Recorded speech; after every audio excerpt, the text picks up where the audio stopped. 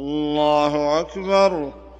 الحمد لله رب العالمين، الرحمن الرحيم، مالك يوم الدين، إياك نعبد وإياك نستعين، اهدنا الصراط المستقيم، صراط الذين أنعمت عليهم غير المغضوب عليهم ولا الضالين.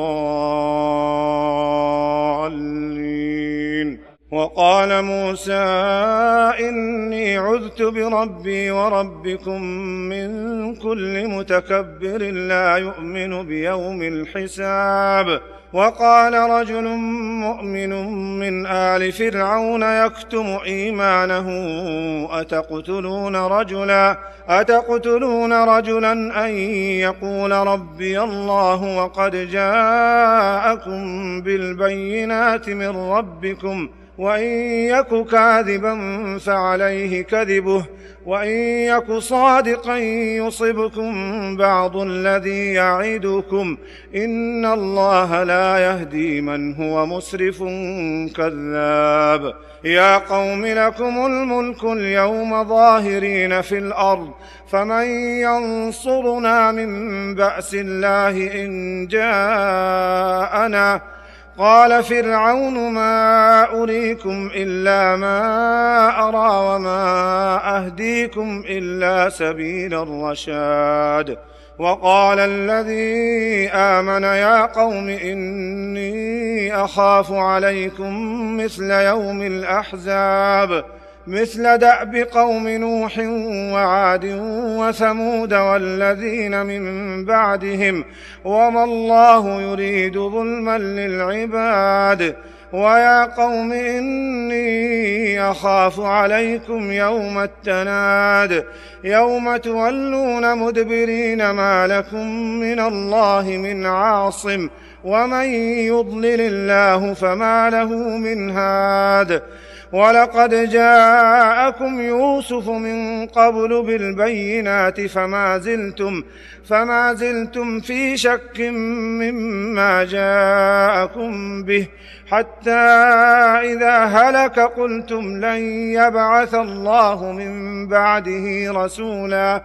كذلك يضل الله من هو مسرف مرتاب. الذين يجادلون في آيات الله بغير سلطان أتاهم كبر مقتا عند الله وعند الذين آمنوا. كذلك يطبع الله على كل قلب متكبر جبار. وقال فرعون يا هامان ابن لي صرحا لعلي أبلغ أسباب السماوات فأطلع إلى إله موسى وإني لأظنه كاذبا. وكذلك زين لفرعون سوء عمله وصد عن السبيل وما كيد فرعون إلا في تباب. وقال الذي آمن يا قوم اتبعون أهدكم سبيل الرشاد. يا قوم إنما هذه الحياة الدنيا متاع وإن الآخرة هي دار القرار. من عمل سيئة فلا يجزى إلا مثلها ومن عمل صالحا من ذكر أو أنثى وهو مؤمن فأولئك يدخلون الجنة يرزقون فيها بغير حساب.